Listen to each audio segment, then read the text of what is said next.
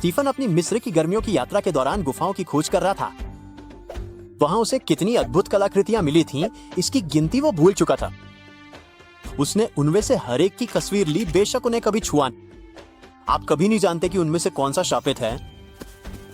लेकिन गुफाओं से बाहर निकलते समय उसे रेंगते हुए सांपों के झुंड से भागना पड़ा और अंत में उसने अपनी तस्वीरों का एक टुकड़ा फाड़ दिया। स्टीफन के तस्वीरों के इस मोन्टाज पर एक नजर डालें। क्या आप पता लगा सकते हैं कि वो वस्तु क्या होनी चाहिए?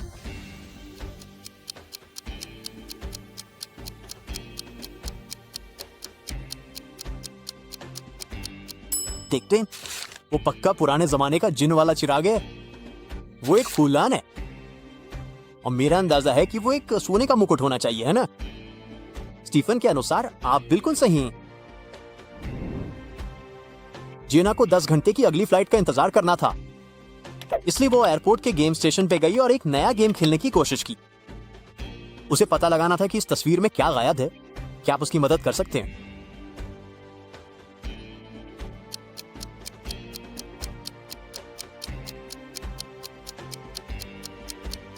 ओह, हो रहा।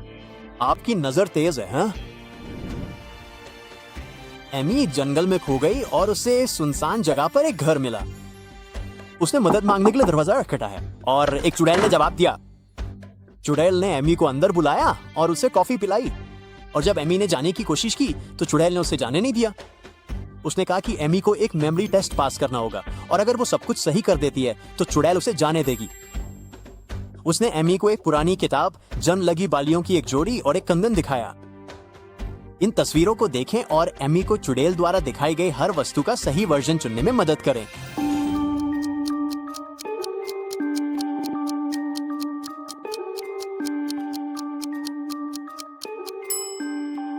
हाँ, वही किताब थी। हाँ, ये बालियां लगभग एक जैसी दिखती हैं, लेकिन ये बाईं ओर वाली है। और ओ हाँ, ये निश्चित रूप से सही कंगन था। आखिरकार एमी ने सब कुछ सही कर दिया और चुड़ैल ने उसे जाने दिया। लेकिन जब वो जंगल में चल रही थी, घर का रास्ता खोजने की कोशिश कर रही थी, तो चुड़ैल फिर से उसके सामने आ गई। सिवाय इसके कि इस बार वो दूसरी चुड़ैल थी। एमी उलझन में थी, लेकिन वे काफी हद तक एक जैसी दिख रही थी। क्या आप दोनों चुड़ैलों को देख सकते हैं और उनके बीच अंतर खोजने की कोशिश कर सकते हैं?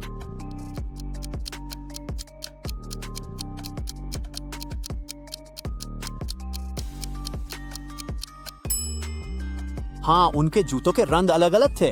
वो और बाईं ओर वाली चुड़ैल के पास एक तिल है और दूसरी के पास नहीं है। बहुत बढ़िया। मैरियन को अपना सेल फोन अनलॉक करना है, लेकिन डिवाइस पहले उसके साथ एक गेम खेलने की कोशिश कर रहा है। क्या आप ये पता लगाने में उसकी मदद कर सकते हैं कि यहाँ कौन सा टुकड़ा गायब है?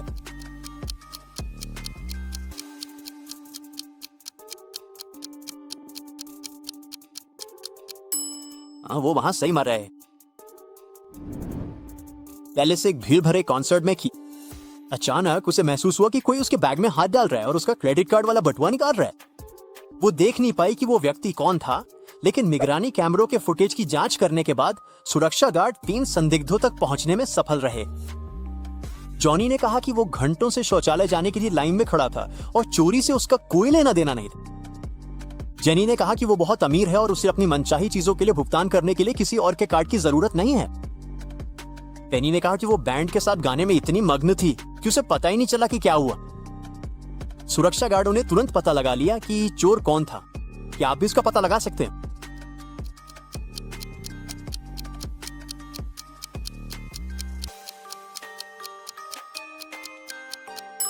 खैर, किसी ने जेनी को नहीं बताया था कि बटुए में केवल क्रेडिट कार्ड थे, लेकिन किसी तरह उसे फिर भी यह पता था। उसने इसे चुराया होगा। एडवर्ड शहर का सबसे प्यारा वैम्पायर था। एक दिन वो किसी और के गंदे कालकोठरी में जागा और उसे अंदाजा भी नहीं था कि वो वहां कैसे पहुंचा। उसके सामने एक बहुत ही हाईटेक टच स्क्रीन प्रकट हुई और उसने उसे बताया कि उसे फिर से आजाद होने के लिए हर चीज का सही जवाब देना होगा।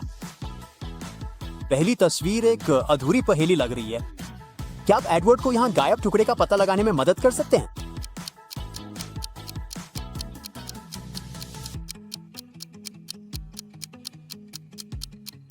मुझे पता था कि आप निराश नहीं करेंगे। बहुत बढ़िया। अब इसके बारे में क्या ख्याल है?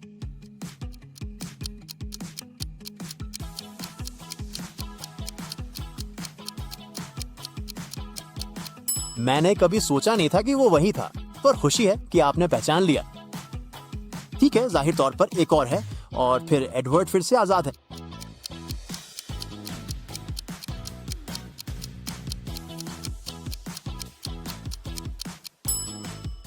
हाँ, मुझे लगता है कि एडवर्ड आपके बिना ये कभी नहीं कर पाता। बधाई हो। सुसान और उसका परिवार एक कंट्री हाउस में छुट्टियां मनाने गए थे, लेकिन दुर्भाग्य से वहां भारी बारिश हो रही थी।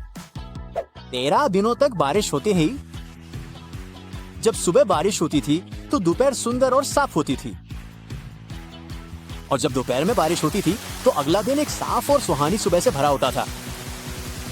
कुल मिला के सुसान के परिवार ने 11 सुहानी सुबहों का अनुभव किया और 12 सुहानी दोपहरों का। क्या आप पता लगा सकते हैं कि उन्होंने एक कंट्री हाउस में कुल कितने दिन बिताए?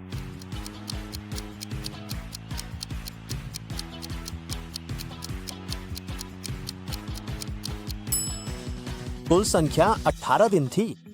ये रहा पारण। मान लेते हैं कि साफ दोपहर x है, साफ सुबह z है और बिना बारिश वाला समय o है। ये समीकरण बारिश वाले दिनों की संख्या को दर्शाता है। x प्लस z 13 के बराबर है, z प्लस o 11 के बराबर है। ये साफ सुबह वाले दिन हैं। और x प्लस o 12 के बराबर है, जो साफ दोपहर वाले दिनों को दर्शाता है। अगर हम इन तीन समीकरणों को हल करते हैं तो हमें पता चलेगा कि x 7 के बराबर है, z 6 के और o 5 के। तो दिनों की कुल संख्या 18 है। बारबरा अपने कुछ दोस्तों के साथ ट्रूथ और डेयर खेल रही थी और उसके दोस्तों ने उसे आधी रात को एक सुनसान हवेली में जाने की चुनौती दी। घर में घुसने के लिए 5 अंकों के कॉम्बिनेशन लॉक वाला एक दरवाजा था। बारबरा ने कुछ सुरागों के लिए इधर उधर देखा और उसे 5 अंकों वाला कागज का एक टुकड़ा मिला। 8, 11, 6, 9। उसने इस कोड को आजमाया, लेकिन इसने काम नहीं किया। जल्दी उसे समझ आ गया कि क्या गड़बड़ थी। क्या अभी हमें बता सकते हैं कि क्यों?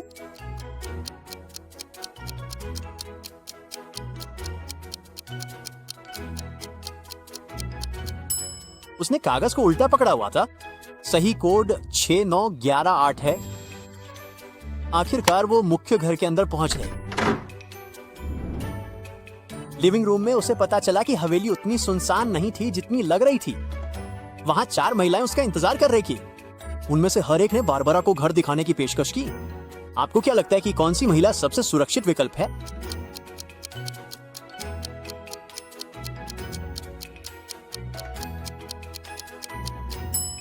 खैर, पहली महिला की परछाई नहीं बन रही थी, इसलिए वो शायद एक वैम्पायर है।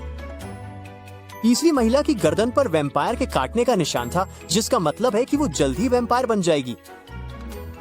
चौथी महिला के बालों में सांप के काटने के निशान थे, जिसका मतलब है कि वो बिल्कुल सुरक्षित नहीं है। इसका मतलब है कि बारबरा के पास गाइड के रूप में केवल दूसरी महिला बची थी।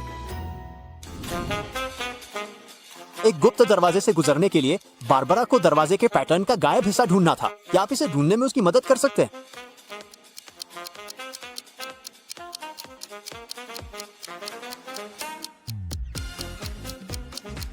हाँ, यही वाला है। बहुत अच्छे। जादू की तरह उसकी गाइड दरवाजे के दूसरी तरफ उसका इंतजार कर रही थी। गाइड ने उससे कहा कि उसे उनके सामने मेज पर रखे 3 ड्रिंक्स में से एक को चुनना होगा। बात यह थी कि उन ड्रिंक्स में से केवल एक ही जहरीला नहीं था। ड्रिंक्स में चीनी वाली चाय, एक कैपुचिनो और हॉट चॉकलेट थे। आपको क्या लगता है कि उसे कौन सा चुनना चाहिए?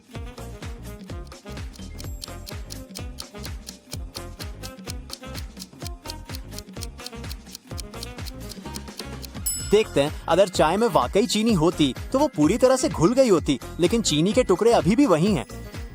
कैपुचिनो के ऊपर का झाग संदिग्ध रूप से हरा है, इसलिए शायद इसे पीना सुरक्षित नहीं है। तो मुझे लगता है कि हॉट चॉकलेट ही सही। फ्रैंक एक प्राइवेट इन्वेस्टिगेटर था और उसे अभी अभी एक मैसेज मिला था जिसमें शहर के सबसे खतरनाक अपराधी डर्टी जैक के पते का खुलासा हुआ था। उसने उस इलाके की जांच करने का फैसला किया, भले ही वो नहीं जानता था कि अपराधी कैसा दिखता है। वो पता एक पुराना गोदाम निकला और जब वो अंदर घुसा तो उसने 4 लोगों को एक मेज पर बैठकर पोकर खेलते हुए पाया। वे 4 लोग, एक बढ़ई, एक ट्रक ड्राइवर, एक मैकेनिक और एक फायरमैन थे। बिना किसी हिचकिचाहट या बातचीत के फ्रैंक ने फायरमैन को गिरफ्तार कर लिया। उसे कैसे पता चला कि वो एक अपराधी? हाँ,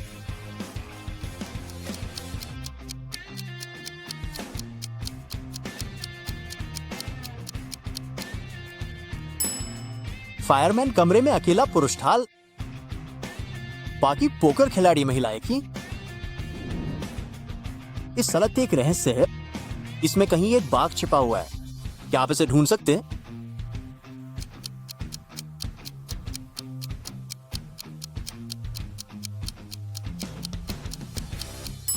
ओ, ये तो बस वहीं उस दुकान के लोगों पे है। एक पशु चिकित्सक का कार्यालय हमेशा एक दिलचस्प तस्वीर होती है। क्या आप इस तस्वीर में छिपे हुए कछुए को ढूंढ सकते हैं?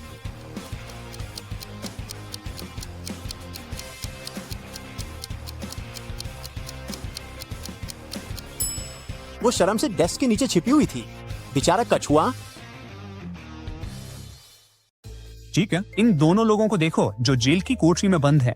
महिला झुकी हुई है, उसके चारों ओर कई जलती हुई मोमबत्तियां हैं।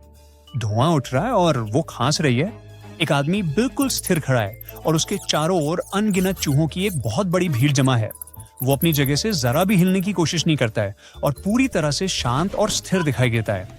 अब सवाल ये उठता है कि इन दोनों में से वास्तव में कौन सबसे बड़े खतरे में है? महिला भले ही धुएं से घिरी हो, लेकिन वो धुआं सलाखों के बीच से बाहर निकल रहा है और जल्द ही छंट जाएगा। वो मोमबत्तियां फूंक मारकर भी बुझा सकती है, लेकिन आदमी को चूहे कभी भी हमला कर सकते हैं और उसके पास भागने की कोई जगह नहीं है, तो वो खतरे में है। बेटी एक कैफे में दोपहर का खाना खा रही थी, तभी कई पुलिस अधिकारी अंदर आए। वे एक अपराधी को ढूंढ रहे थे जो एक दिन पहले ही पुलिस स्टेशन से भाग गया था। बेटी ने इधर उधर देखना शुरू किया और वहां आए लोगों को गौर से देखने लगी। उसने अपराधी को पुलिस अधिकारियों से भी जल्दी पहचान लिया। वो कौन था?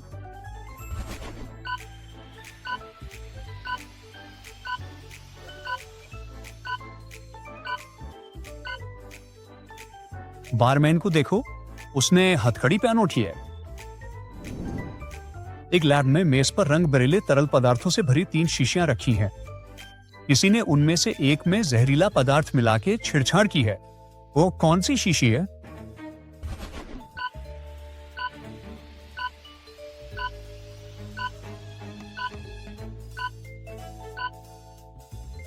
हम देखते हैं कि लाल शीशी बिल्कुल सही है, उसमें छेड़छाड़ के कोई निशान नहीं है। पीली शीशी पर हर तरफ उंगलियों के निशान है, लेकिन उसका तरल बस थोड़ा सा धुंधला है। कोई प्रतिक्रिया नहीं हो रही है। शायद किसी ने उसे बस जांचा हो। लेकिन नीली शीशी को देखो, वो भाप और गिरा हुआ तरल साफ संकेत है कि कुछ गड़बड़ है। तो नीली शीशी के साथ छेड़छाड़ की गई है। दो एक जैसी वैन पुल पार कर रही थी जब वो ढह गया। गाड़ियां पानी में गिर गईं और डूबने लगीं। ड्राइवरों को बहुत जल्दी सतह तक पहुंचने का रास्ता ढूंढना था। उनमें से एक ने ड्राइवर का दरवाजा धकेलना शुरू किया और दूसरा साइड डोर खोलने की कोशिश कर रहा था। किसके बचने की संभावना ज्यादा है?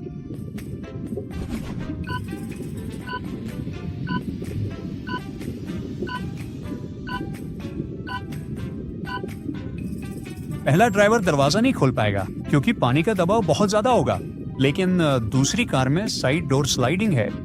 दूसरा ड्राइवर उसे खोल पाएगा और बाहर निकल सकेगा। पहले ड्राइवर के लिए एक सुझाव, खिड़की को थोड़ा खोलो ताकि पानी अंदर आ सके। फिर आप दरवाजा खोल सकते हैं। बस बता रहा हूं। मिस्टर जॉनसन के पास एक बहुत महंगा फूलदान था और एक दिन वो गायब हो गया। 1 घंटे बाद जब उन्होंने देखा कि वो गायब हैं, उन्हें एक संदेश मिला। उसमें लिखा था, अगर आप 10 मिनट में $1 लाख लेकर यहाँ नहीं आए तो आपका फूलदान तोड़ दिया जाएगा। संदेश के साथ एक फोटो भी जुड़ी हुई थी। मिस्टर जॉनसन को समझ आ गया कि ये उसी इलाके के किसी होटल की फोटो है। वहां 3 होटल थे, the hero of California, humming bird और यूथ हॉस्टल। उसे किस होटल में जाना चाहिए?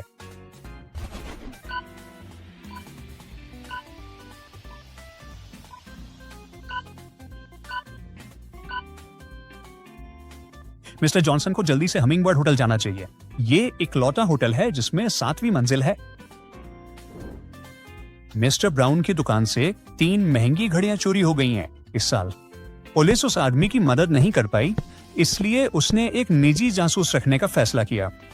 जासूस जनवरी से दिसंबर तक की सीसीटीवी फुटेज मांगता है। वीडियो देखने के बाद वो दुकान के मालिक को बताता है कि चोर कौन है। उसने वीडियो में क्या देखा।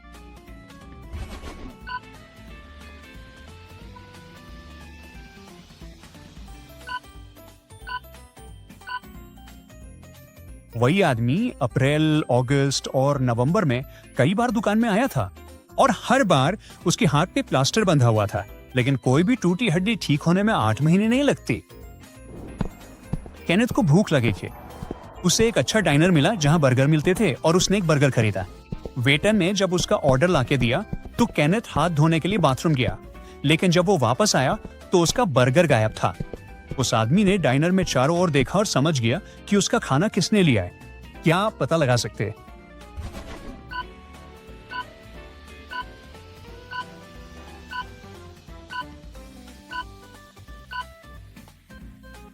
वो जवान महिला है जिसके पैरों के पास एक कुत्ता बैठा है और उसके कान को सूंघ रहा है। अगर वो सच में सिर्फ कॉफी पी रही होती जैसा कि वो दिखावा कर रही है तो कुत्ता उसमें इतनी दिलचस्पी नहीं दिखाता। एक छोटे होटल में 2 नौकरानियां काम करती है।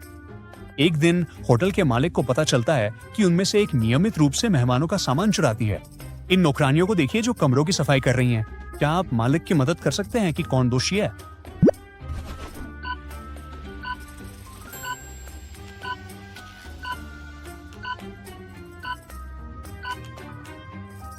दाई और वाली नौकरानी ने सोफे के नीचे पड़ी अंगूठी को नहीं देखा है। हो सकता है वो अच्छी सफाई करने वाली ना हो, लेकिन वो चोर नहीं है। जहां तक बाईं ओर वाली नौकरानी की बात है, उसने अंगूठी देख ली और उसे अपनी बाल्टी में डाल लिया। वो सफाई खत्म करने के बाद उसे अपने लिए ले लेगी। वही दोषी है। राल्फ, एम्बर और ग्रेस एक म्यूजियम के कमरे में है। किसी ने कुछ घंटे पहले इस कमरे से एक अनमोल प्रदर्शनी चुरा ली थी। राल्फ और एम्बर का दावा है कि उनका इस अपराध से कोई लेना देना नहीं है, लेकिन जासूस को उन पर विश्वास नहीं है। उन्हें गिरफ्तार कर पुलिस स्टेशन ले जाया जाता है। सिर्फ ग्रेस, जिसने कोई सवालों के जवाब नहीं दिए, जाने के लिए आजाद है। क्यों?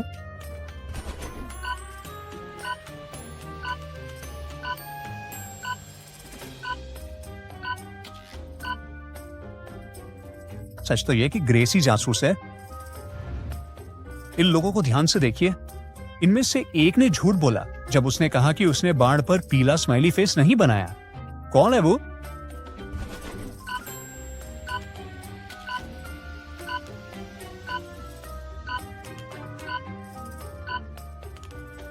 वो बाएं तरफ हाथ दिया। उसके बाएं हाथ को देखिए। हालांकि उसका हाथ उसकी जेब में है, फिर भी आप देख सकते हैं कि उस पर पीला पेंट लगा हुआ है जो उसने इस्तेमाल किया था।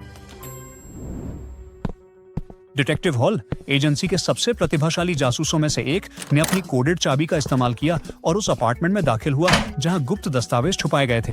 उनकी मदद के लिए उनके सहायक ने दस्तावेजों के सटीक स्थान के साथ एक एनक्रिप्टेड नोट छोड़ दिया। ये कुछ ऐसा दिखता। डिटेक्टिव हॉल ने संदेश को डिकोड किया और दस्तावेज ढूंढ लिए। वे कहां छुपाए गए थे?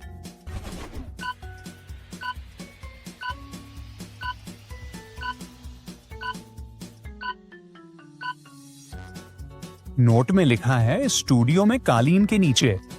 जासूस ने बस इसे उल्टा पढ़ा और शब्दों के बीच की जगहों को नजरअंदाज कर दिया। इन दोनों लोगों को देखिए। वे एक जैसे कपड़े पहने हुए हैं, कॉफी के कप पकड़े हुए हैं और सामान्य तौर पर बिल्कुल सामान्य लग रहे हैं।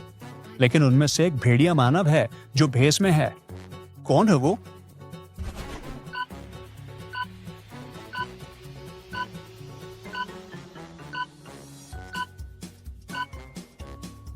दाएं तरफ वाले आदमी को देखिए। उसके कप के किनारे पर अजीब निशान है। क्या ये उसके दांतों के निशान है? और भी, उसकी पुतलियां थोड़ी लंबी है और उसके हाथ में जो प्लास्टिक बैग है उस पर पंजे का निशान बना है। क्या ये भेड़िया मानवों के लिए कोई खास दुकान है? कार्ल और उसकी पत्नी ओलिविया ने रात का खाना खाया। उन्होंने एक जैसे व्यंजन खाए, फ्रेंच फ्राइज, कुछ मछली और सब्जियों का सलाद।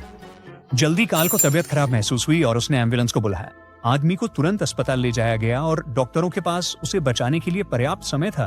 पता चला कि उस आदमी को जहर दिया गया था, लेकिन उसने और उसकी पत्नी ने एक जैसे व्यंजन खाए थे और ओलिविया बिल्कुल ठीक थी। पुलिस ने महिला को अपने पति को जहर देने की कोशिश के आरोप में गिरफ्तार कर लिया। ऐसा कैसे हुआ?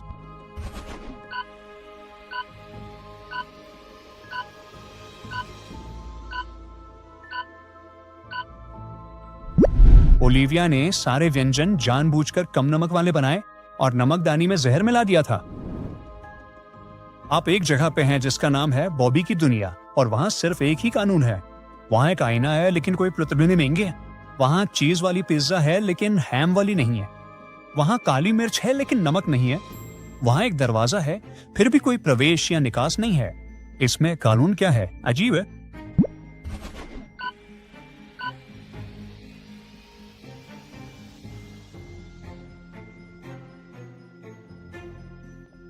बॉबी की दुनिया में हर चीज के नाम में डबल अक्षर होना जरूरी है। एक आदमी एक कमरे में गया और उसने 3 दरवाजे देखे। पहले दरवाजे पे एक बोर्ड था जिस पे लिखा था दलदल की ओर। दूसरे दरवाजे पर एक नोट था, शेर का अड्डा। तीसरे दरवाजे पर कोई निशान नहीं था, लेकिन आदमी को पक्का पता था कि वो कहां जाता है। कैसे?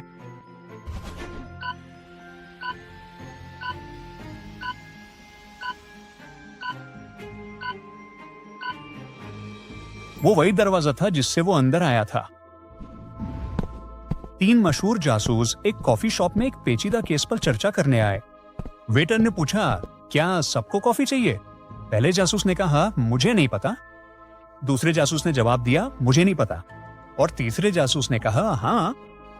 उसने ऐसा क्यों कहा?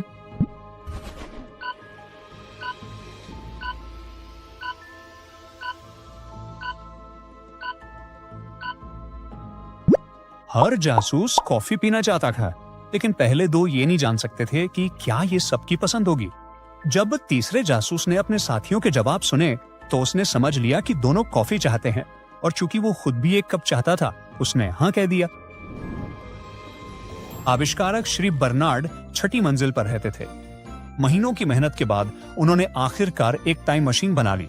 उन्होंने वो सारी चीजें पैक कर ली जो उन्हें जरूरत पड़ सकती थी, और अपनी खोज का परीक्षण करने के लिए तैयार हो गए। उसने टाइमर सेट किया ताकि मशीन उसे 500 साल पीछे अतीत में ले जाए। फिर उसे कुछ याद आया और उसने मशीन को पहली मंजिल पर अपने गैराज में ले जाके रख दिया। क्यों?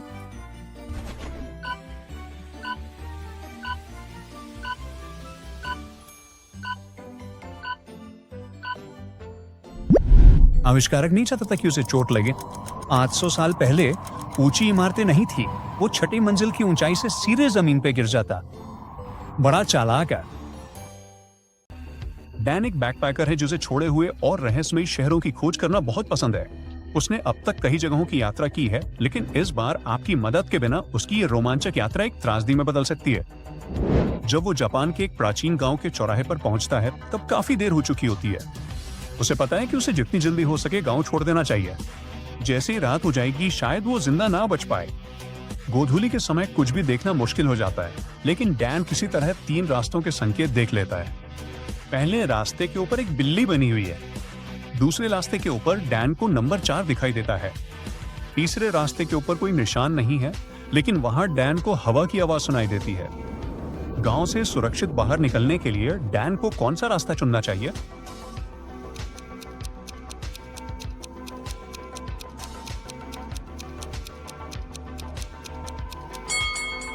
जापान में नंबर 4 को अशुभ माना जाता है, क्योंकि जब इसे बोला जाता है तो इसकी आवाज मृत्यु जैसी लगती है। तीसरा रास्ता भी सबसे अच्छा विकल्प नहीं है। जापानी संस्कृति में अगर आप कोई तेज आवाज सुनते हैं, जैसे कि बिजली की गड़गड़ाहट या हवा की आवाज, तो इसका मतलब हो सकता है कि कुछ बुरा होने वाला है। डैन को पहले रास्ते पे जाना चाहिए, क्योंकि जापान में बिल्ली को खुशहाली और सौभाग्य का प्रतीक माना जाता है। इसलिए डैन अपने दिल की सुनता है और पहले रास्ते पे चल पड़ता है। कुछ ही देर में वो खुद को एक अपेक्षाकृत बड़े चौक में पाता है। चौक पर एक मीनार पर एक बड़ी घड़ी दिखाई देती है। घड़ी पर एक अजीबोगरीब शिलालेख है। जब घंटे की सुई महीने की संख्या पे और मिनट की सुई दिन की संख्या पे इंगित करती है, तो समय सही होता है। तो अगर तारीख 5 मार्च है, तो घड़ी में क्या समय हो रहा होगा? विकल्प ए 305, विकल्प बी 503, विकल्प सी 315, विकल्प डी 530।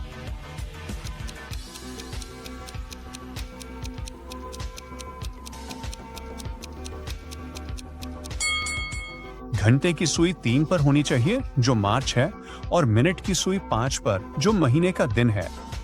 तो सही समय 3:05 होगा, जो उत्तर ए है। लेकिन ये घड़ी ही डैन के सामने आने वाली एकमात्र अजीब चीज नहीं है।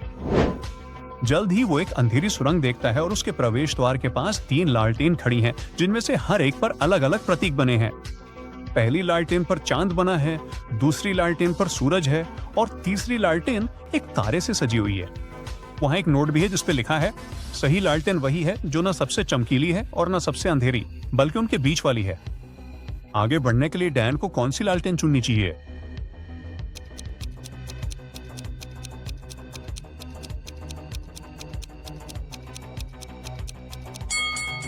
यही डैन सोचता है। सबसे चमकीली लालटेन जरूर सूरज वाली होगी, सबसे अंधेरी लालटेन निश्चित रूप से चांद वाली है और उनके बीच वाली लालटेन तारे वाली होनी चाहिए, क्योंकि वो ना तो सबसे चमकीली है और ना ही सबसे अंधेरी। तो डैन को तीसरी लालटेन चुननी चाहिए। जैसे जैसे वो सुरंग में और गहराई तक जाता है, उसे हवा और ठंडी महसूस होने लगती है। उसके पीठ के पीछे अंधेरा और भी घना होता जा रहा है। अचानक सुरंग 3 रास्तों में बढ़ जाती है। हर रास्ते के पास एक शिलालेख है। उनके अनुसार पहली सुरंग प्राचीन ड्रैगनों के बिल में जाती है। दूसरी सुरंग का अंत एक डरावने शार्क जैसे राक्षस के अड्डे में होता है, जिसे केवल एक बार देखा गया था। उसके बाद किसी ने भी वहां 1 दशक तक जाने की हिम्मत नहीं की।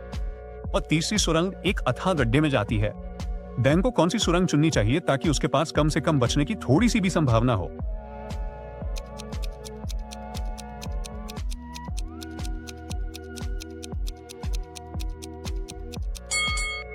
डैन को दूसरी सुरंग आजमानी चाहिए। अगर ये राक्षस सच में शार्क जैसा है तो वो इतने समय तक पानी के बाहर जिंदा नहीं रह सकता। सौभाग्य से डैन का अंदाजा सही साबित होता है। दूसरी सुरंग से गुजरना एक रोंगटे खड़े कर देने वाला अनुभव है, लेकिन कम से कम सुरंग खाली लगती है। डैन उससे बाहर निकलता है और लगभग तुरंत ही 3 लोगों से टकरा जाता है। उसकी छठी इंद्रिय उसे बताती है कि इस स्थिति में कुछ गड़बड़ है। आइए इन लोगों को करीब से देखें। एक खूबसूरत दुल्हन जिसके हाथ में फूलों का गुलदस्ता है, एक बुजुर्ग कमजोर महिला जिसके हाथ में छड़ी है और उसकी मूठ पर ड्रैगन की सजावट है, और एक छोटी लड़की जिसके पास एक बड़ा टेडी बियर है। एक भूतिया आवाज जो डैन की आवाज में बोलती है अचानक कहती है, इनमें से एक भेष बदलकर छुपा हुआ राक्षस है। तुम्हें पता लगाना होगा कि वो कौन है इससे पहले कि बहुत देर हो जाए। क्या आप डैन को इस डरावनी स्थिति से सुरक्षित बाहर निकलने में मदद कर सकते हैं?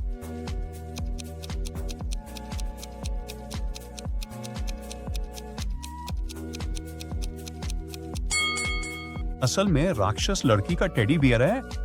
इन दोनों को ध्यान से देखो। टेडी बियर को पकड़ने वाली लड़की नहीं है, बल्कि मामला उल्टा है। जल्दी बारिश शुरू हो जाती है और डैन को जो एकमात्र आश्रय दिखता है वो एक डरावना महल है। वो अंदर जाते हैं। अचानक उसे अपनी पीठ के पीछे कदमों की आवाज सुनाई देती है।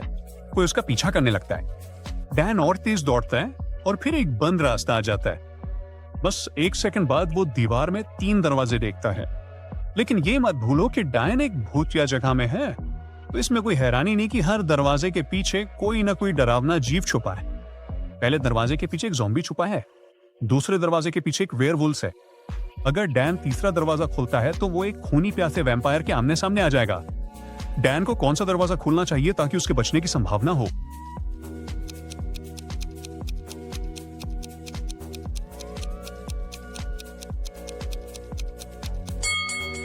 डैन को दूसरे दरवाजे से भाग जाना चाहिए। अगर आपने पहले ध्यान दिया हो तो आपने देखा होगा कि चांद बढ़ रहा था और वेयरवुल्फ केवल पूर्णिमा की रात को ही बदलते हैं। डैन महल से बाहर निकल गया, लेकिन पिछवाड़े में उसने एक झील देखी और वहां सतह के नीचे एक छोटा लड़का था। डैन डर के मारे संभ्रा गया। क्या उसे पानी में कूदकर उसकी जान बचानी चाहिए?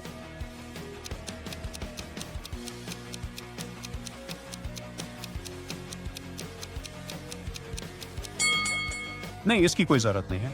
बाएं तरफ देखो, वो चट्टान और उस पे बैठी महिला दिख रही है। उसकी पूंछ है, इसका मतलब वो एक जलपरी है और वो लड़का शायद उसका बच्चा है। देखो जरा, वो मुस्कुरा रहा है, पूरी तरह से आराम से दिख रहा है। और सबसे जरूरी बात, उसके गलफड़े हैं। गांव बिल्कुल भी डैन को जाने नहीं देना चाहता। अब वो एक प्राकृतिक आपदा के बीच में फंस गया है। शुक्र है उसके पास टॉर्नेडो, बाढ़ या बिजली गिरने में से चुनने का विकल्प है। इनमें से सबसे सुरक्षित कौन सा है? क्या मैं ऐसा कह भी सकता हूं?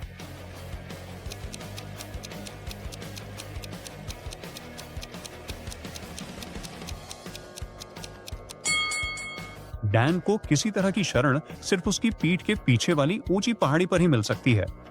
बिजली गिरने या टॉर्नेडो के दौरान ऊंची जगह पे जाना बहुत ही बुरा विचार है। इसका मतलब है कि डैन सिर्फ बाढ़ में ही बच सकता है।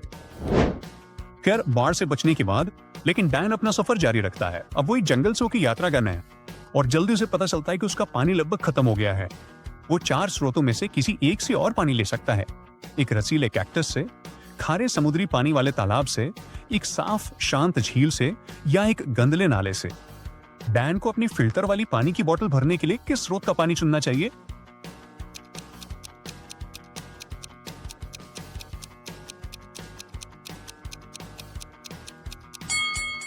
खैर, बहुत कम लोग जानते हैं, लेकिन ज्यादातर कैक्टस जहरीले होते हैं और अपनी प्यास बुझाने के बजाय डैन को पेट में तेज दर्द हो सकता है।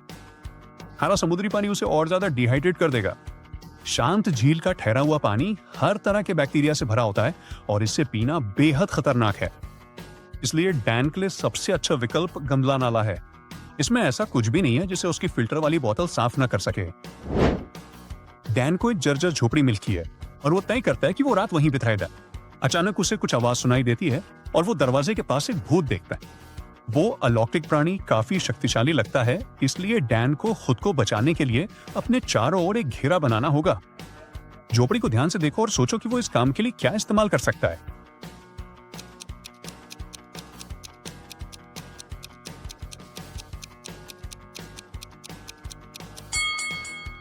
टेबल पे उस जार में कुछ चीनी है, लेकिन संभावना है कि वो एक परफेक्ट घेरा बनाने के लिए काफी नहीं होगी।